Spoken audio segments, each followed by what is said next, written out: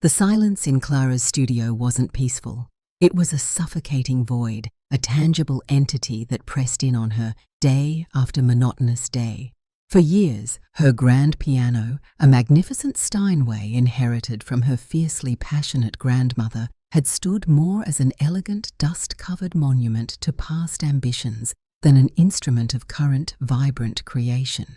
At 38, Clara, a composer of once lauded, almost prodigious potential in her conservatory days, now mostly crafted meticulously bland, technically proficient but emotionally sterile commercial jingles for local radio ads, or taught uninspired rote piano lessons to a revolving door of reluctant, phone-addicted teenagers. Her life with Ben, her partner of a decade, was similarly well-ordered, impeccably comfortable, and utterly devoid of the soaring crescendos and unexpected dissonances she secretly, desperately craved. He was a successful financial analyst, grounded and undeniably kind, who supported her musical career with the same quiet, unassuming pride he took in their tastefully minimalist, impeccably clean apartment. But he didn't truly hear the silent, tumultuous symphonies still raging within her, the complex, unwritten melodies she hadn't dared commit to paper in far too many years. His love was a comfortable blanket, but sometimes Clara felt it was smothering her. One particularly bleak, rain-swept Tuesday afternoon, while searching for an old tax receipt she knew was buried somewhere in the attic, Clara stumbled upon it. Not the receipt, but a dusty, forgotten, leather-bound portfolio tucked under a pile of old, neatly folded linens in their spare closet. Inside, the pages yellowed and fragile at the edges, were the opening movements of The Alchemist's Suite, an ambitious, deeply personal orchestral piece she had started in her early 20s, a work brimming with raw, untamed passion and audacious, unconventional melodies. She hadn't looked at it, hadn't dared to, in over a decade. As her fingers, trembling slightly, traced the faded notes on the manuscript paper, a wave of profound, almost painful longing washed over her, so potent it nearly buckled her knees.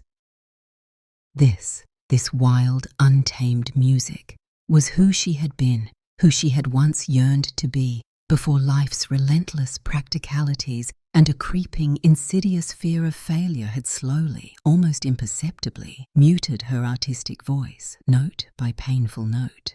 The jingles paid the bills, the tedious teaching offered a semblance of stability. But this half-finished, ambitious symphony was her soul, and she realized with a sudden, chilling clarity it was dying a slow, silent death.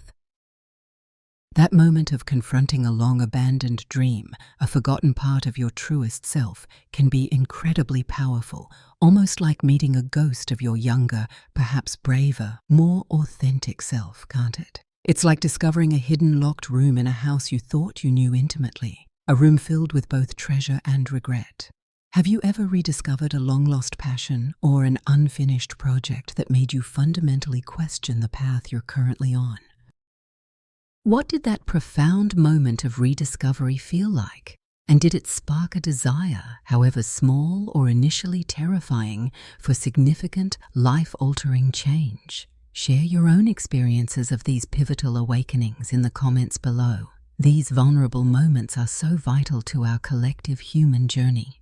And if you're intrigued by Clara's reawakening and the ultimate fate of her Alchemist's Suite, make sure you subscribe and hit that notification bell, because her story is just beginning to unfold in the most unexpected and transformative ways.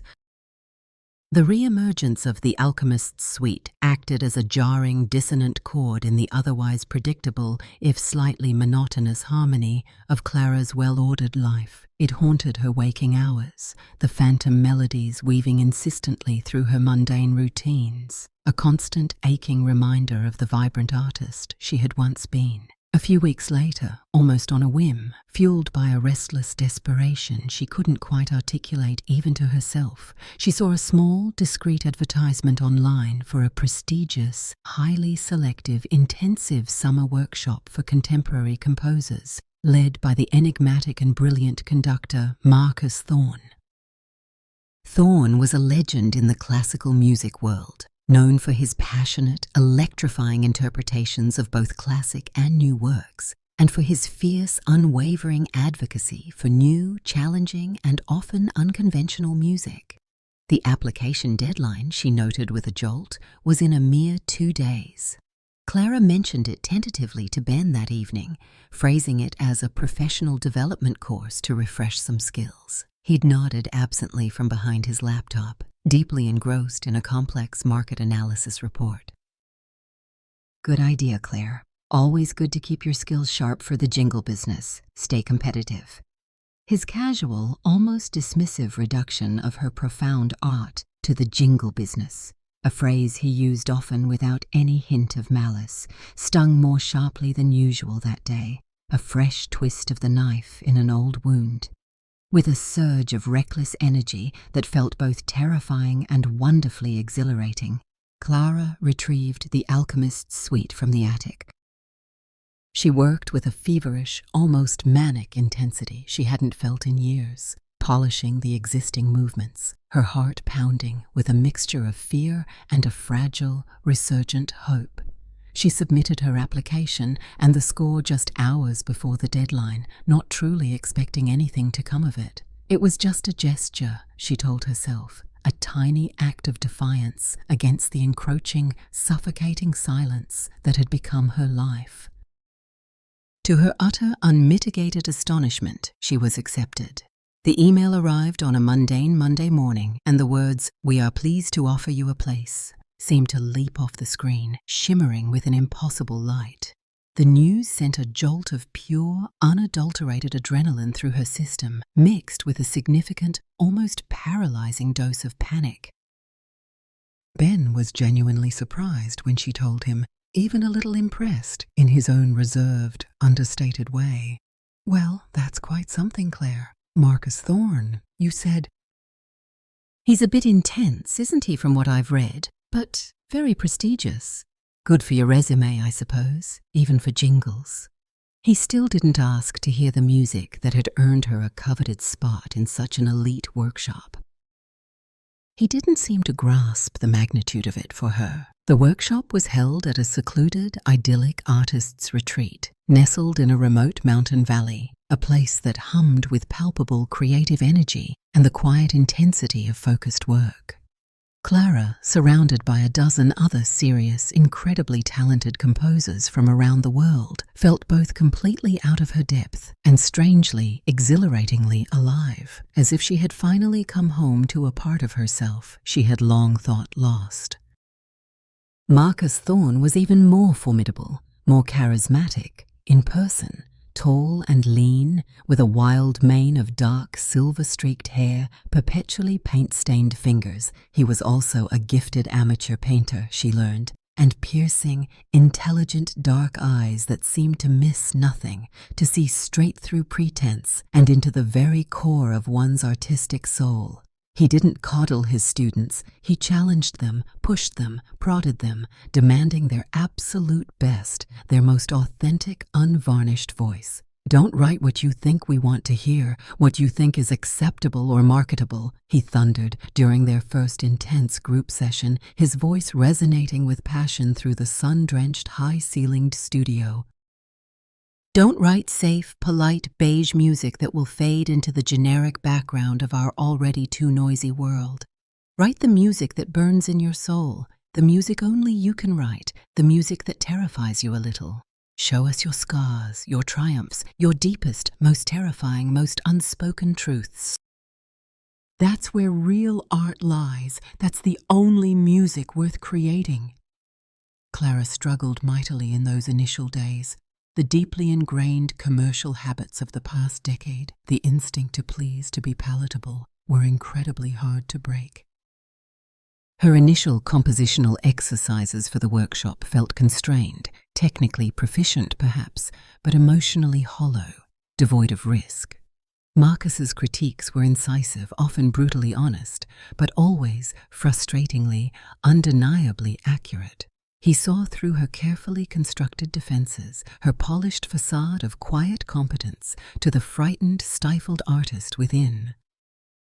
"This is skillfully crafted, Clara," he said one afternoon, after listening with an unnerving stillness to a short, elegant but emotionally sterile piano piece she had presented, her hands still trembling slightly.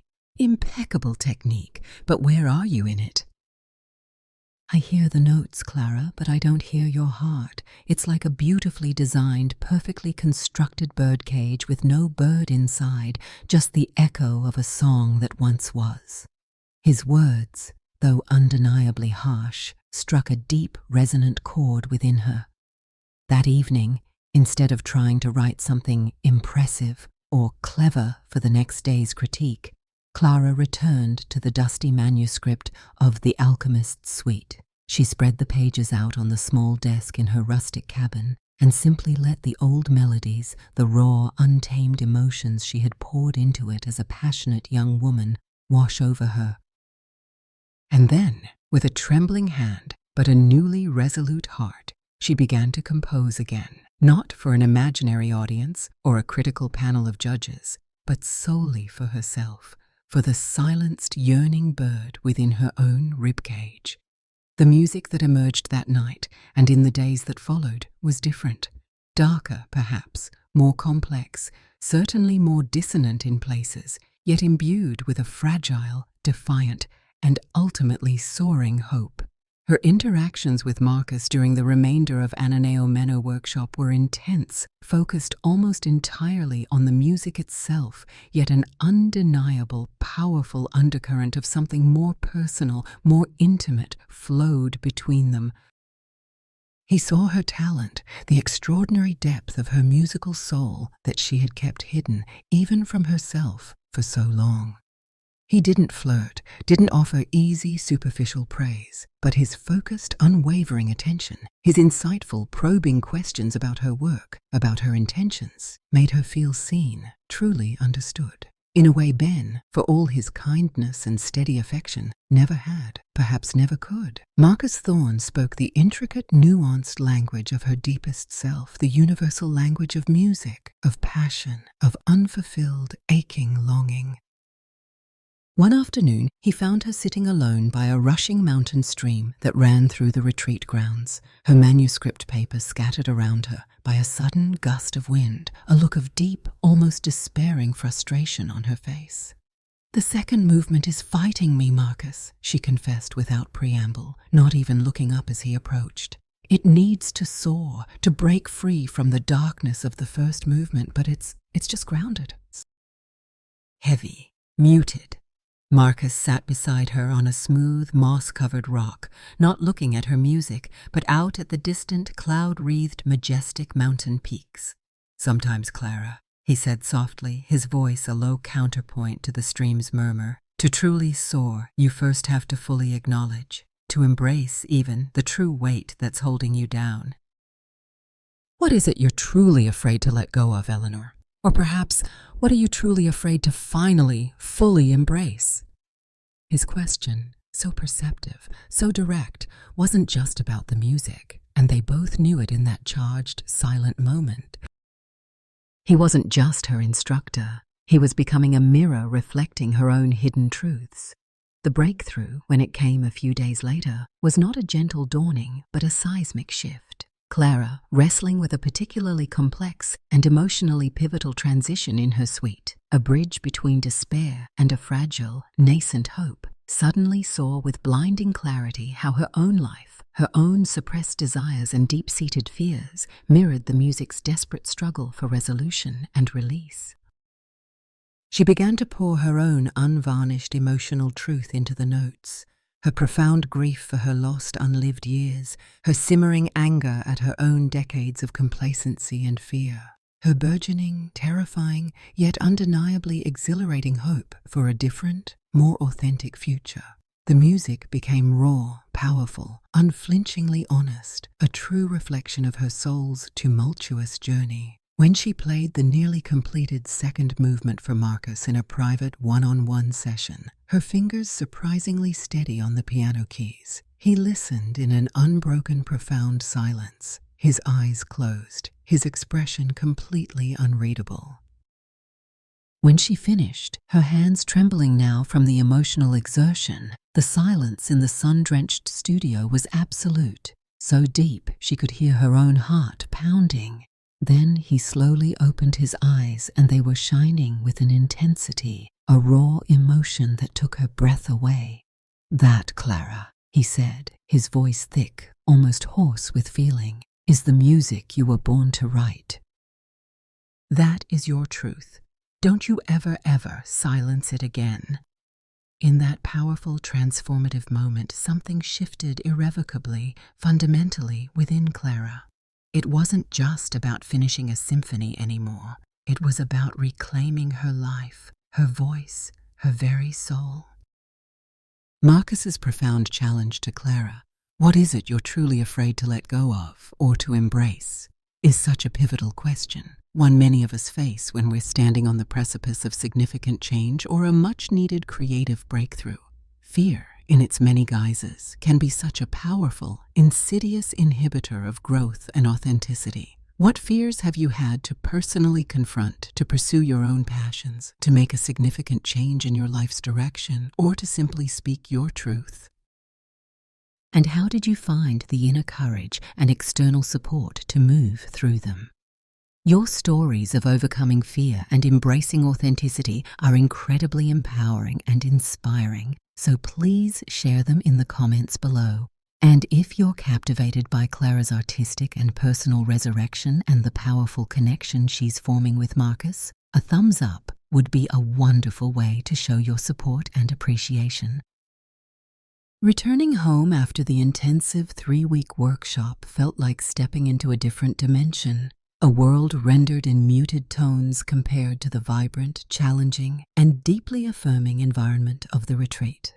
Her tastefully minimalist, impeccably ordered apartment, once a source of quiet pride and a symbol of her stable life, now felt sterile, almost suffocating, utterly devoid of the vibrant, messy, unpredictable energy of genuine creation. Ben greeted her with a warm, slightly distracted hug and a barrage of questions about the retreat's amenities, the quality of the food, and whether she'd networked successfully with any useful contacts. He seemed genuinely pleased she'd had a productive and relaxing break. When she tried, haltingly, to explain the profound internal shift she'd experienced, the almost violent creative reawakening that had shaken her to her core, his eyes glazed over slightly, his attention already visibly drifting to an urgent work email pinging on his phone. "That's great, Claire," he said, patting her hand absently, his mind clearly elsewhere. "Really glad you enjoyed your little composing camp. So, about the Hendersons' rather crucial dinner party on Saturday. We do need to make a good impression." The chasm between their worlds, their fundamental understanding of what truly mattered, what constituted a productive life, had never felt wider, more stark, more achingly apparent. Clara didn't speak of the alchemist's suite to Ben, not in any detail. It felt too precious, too sacred, too fragile, too exposed to his well-meaning but ultimately uncomprehending pragmatism. Her spare room, once a neglected storage space filled with his old golf clubs and boxes of their forgotten financial files, became her sanctuary, her dedicated composing studio. She worked on the suite with a focused, almost obsessive intensity that consumed her days and often her nights, the music pouring out of her, a torrent of long-suppressed emotion and newly rediscovered ferocious passion. Marcus Thorne's parting words to the group, "Don't you ever silence your true music again for anyone or anything," became her personal mantra, her guiding star. She and Marcus didn't maintain direct contact after the workshop. There had been no exchange of personal numbers beyond what was on the official workshop roster, no promises to stay in touch. It felt like an unspoken understanding that her journey from here had to be her own. Yet his profound influence was a constant, palpable presence in her studio, a standard of artistic integrity and emotional honesty against which she now measured her own work. She often imagined his keen, discerning ears listening critically to every note she wrote, his insightful, challenging gaze scrutinizing every musical phrase she crafted. It pushed her to be better, to be braver, to be truer to the unique, powerful music only she could create. Ben, though largely oblivious to the seismic, fundamental shifts occurring within Clara's soul, wasn't entirely unaware that something significant had changed in his partner. She was more distant, yes, more often lost in her own thoughts, but also, paradoxically, more intensely alive, more vibrant. There was a new, unfamiliar light in her eyes, a restless energy in her step, even if that energy was primarily directed towards the music room from which complex, sometimes strikingly dissonant, often achingly beautiful, and occasionally unsettlingly powerful sounds would emanate late into the night. He found it a little unnerving, this new, passionate, almost feral intensity in her. Their comfortable, predictable routines were being subtly but undeniably disrupted. "You're spending an awful lot of time on that new piece, Claire," he remarked one evening, standing awkwardly in the doorway of her studio, a space that now felt foreign to him. "Is it for another one of those jingle competitions?" "A big one, perhaps?"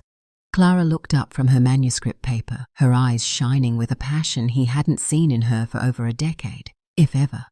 "No, Ben," she said softly, but with an unwavering firmness that brooked no argument. "This isn't a jingle. This is me. This is everything I am." He didn't understand, not really, but he didn't try to stop her either. He simply nodded, a flicker of something, confusion, unease in his eyes, and retreated to the familiar, quantifiable comfort of his financial reports, leaving her to her mysterious, all-consuming and slightly intimidating world of notes and melodies. The final movement of The Alchemist's Suite was a monumental struggle, a true battle between incandescent hope and lingering despair, between the intoxicating allure of her rediscovered artistic freedom and the deep-seated fear of its ultimate consequences on her stable, predictable, and increasingly fragile life. But finally, after months of intense, often grueling, soul-searching work, it was complete. Holding the thick, heavy, finished score in her hands, Clara felt a sense of accomplishment so profound, so overwhelming, it brought tears to her eyes. It was, without a shadow of a doubt, the truest, most honest, most powerful thing she had ever created in her life. Now what? The thought was both utterly exhilarating and profoundly terrifying. This music, this piece of her very soul, couldn't just live silently in her studio. It needed to be heard. It deserved to be heard. With a surge of courage she didn't know she possessed until that very moment, she carefully packaged the score and sent it, not by email but by registered post, to Marcus Thorne. Not as a former student seeking further approval or critique, but as a fellow composer sharing her completed work with a respected colleague, perhaps the only person in the world she knew who would truly, deeply understand its genesis, its struggle, its hard-won triumph. His response came a week later, a brief, elegantly handwritten note on thick cream cardstock accompanying the returned score. "Clara," it read, his distinctive, bold handwriting strangely comforting to see. "This is not just a suite. It is a revelation, a masterpiece of honesty and courage. It deserves to be heard by the world, not kept hidden. I have an idea, a rather audacious one. Are you brave enough to consider it, Marcus?" Enclosed with his note was a formal proposal on the letterhead of one of the city's most renowned contemporary orchestras, for him, Marcus Thorne, to conduct the world premiere of The Alchemist's Suite in the city's most prestigious, acoustically perfect concert hall, as part of their upcoming season celebrating new voices. Clara's world tilted precariously on its axis. This was everything she had ever dared to dream of in her most secret heart, and simultaneously everything she had ever profoundly feared. It meant stepping fully, irrevocably, into the bright, unforgiving light, exposing her soul, her deepest vulnerabilities to the world, risking criticism and failure on a monumental public scale. It also meant she knew with a heavy, unshakable certainty a final, unavoidable confrontation with the carefully constructed life she had built with Ben. A life that no longer fit the woman, the artist, she was inexorably, exhilaratingly becoming. The conversation with Ben, when it finally happened a few days after Marcus's letter arrived, was the hardest, most painful conversation she'd ever had in her life. She told him about the suite, about Marcus's incredible offer, about the undeniable, non-negotiable truth that her music was not just a hobby, a pleasant pastime, but her lifeblood, her very essence, a vital part of her she could no longer suppress or compromise for anyone or anything. He was, as she had expected, completely bewildered, deeply hurt, and ultimately profoundly uncomprehending. But what about us, Clara? Our life? Our future? I thought you were happy. I thought we were happy. I was comfortable, Ben, she said, her voice choked with a genuine grief for what they were losing, for the quiet, steady companionship that had defined so much of her adult life. And there were moments of contentment, but I wasn't truly, deeply alive, not in the way that matters most to me. And I can't go back to being silent, to being muted anymore. I just can't. There were no villains in their story, Clara realized with a pang of sadness. Just two fundamentally good people whose paths, whose deepest needs and desires had diverged so gradually, so quietly, that they hadn't truly noticed until the distance between their souls had become unbridgeable. The separation, when they finally agreed upon it, was painful, filled with a quiet, shared sorrow for the death of their shared dream. But also for Clara, imbued with a strange, almost liberating clarity. She moved into a small, sunlit apartment in a less fashionable part of town, her grand piano taking up most of the modest living room, her days now entirely, wonderfully, terrifyingly her own, dedicated to meticulously preparing The Alchemist's Suite for its impending premiere. The night of the concert, Clara stood backstage in the hushed, expectant darkness, her heart a wild, untamed drum against her ribs. The grand concert hall was packed to the rafters, a sea of expectant faces. She saw Ben in the audience, sitting alone, his face pale in the dim light, his expression unreadable, a ghost from a life that already felt like it belonged to someone else.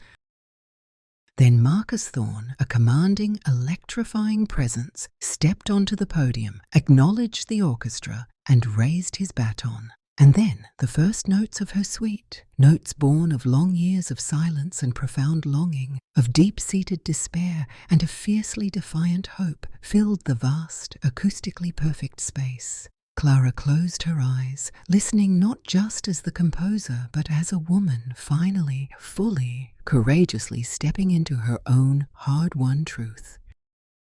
The music soared, it wept, it raged, it whispered its secrets. It ultimately found a fragile, luminous, hard-won peace. When the final resonant chord faded into an absolute pin-drop silence, the hush in the hall was profound, almost breathless. And then the applause began. A trickle at first, then a wave, then a deafening, overwhelming roar that washed over her, not as mere validation, but as a profound, deeply moving human connection. She had shared her soul in all its messy, imperfect glory, and it had been heard, understood, perhaps even embraced. Later that evening, amidst the throng of well-wishers and the flurry of excited congratulations, Marcus found her. His eyes held no hint of possessive triumph, only a deep, quiet, almost reverent respect. "You were magnificent tonight, Clara," he said, his voice low and sincere. "Your music, your spirit, it was all there." "We were magnificent," she corrected, a true, radiant, unfettered smile finally gracing her lips, a smile that came from the very depths of her reawakened soul. Their hands met then, not as mentor and student, not even simply as conductor and composer, but as two artists, two kindred souls, who had found a profound, unspoken harmony in a world too often filled with noise and discord. The future was unwritten, a vast, blank manuscript page filled with infinite, exciting possibility. But Clara knew, with every fiber of her being, with every note of her now unsilenced music, that she would never, ever be muted again. Her music, her true self, had finally found its powerful, authentic voice, and it was joyfully, courageously ready to sing its heart out to the world. Clara's courageous journey is a powerful, resonant symphony of self-discovery, a profound testament to the enduring, life-affirming power of our innermost passions and the immense courage it takes to reclaim a life that feels truly authentic and deeply aligned with who we are at our very core. Her story reminds us that true fulfillment often lies beyond the comfortable, the predictable, and the safe, in the brave, sometimes terrifying, pursuit of what makes our souls sing, even if it means disrupting the familiar harmonies of our lives and facing our deepest, most ingrained fears. Sometimes it takes an external catalyst, an insightful mentor, a kindred spirit, someone who truly sees us and believes in our dormant potential, to reawaken those long, slumbering dreams and help us find the unwavering strength to compose our own unique, magnificent, and unapologetic lives. What does living an authentic life truly mean to you in your own experience? Have you ever had to make a difficult, perhaps life-altering choice to pursue a path that felt truer to your deepest self? Even if it meant disrupting a comfortable, secure, or socially expected routine and facing significant uncertainty? Your personal stories of courage, resilience, and transformative self-discovery are incredibly inspiring and valuable, not just to me, but to everyone in this community. So please share them in the comments below. Thank you so much for joining Clara on her profound and moving journey of artistic and personal liberation today. If her story of finding her true voice and embracing the courage to fundamentally change her life resonated deeply with you, please show your support and appreciation with a heartfelt thumbs up. It truly means so much and helps these kinds of inspiring narratives find others who might need to hear them. And of course, if you haven't already, please make sure to subscribe to the channel and click that all-important notification bell so you won't miss out on more stories that celebrate the incredible resilience of the human spirit and the transformative healing power of art and authentic human connection. Until next time, may you always have the unwavering courage to listen to the unique, beautiful music playing within your own heart, and may you always find the strength to conduct your own life with passion, purpose, and unwavering, unapologetic truth.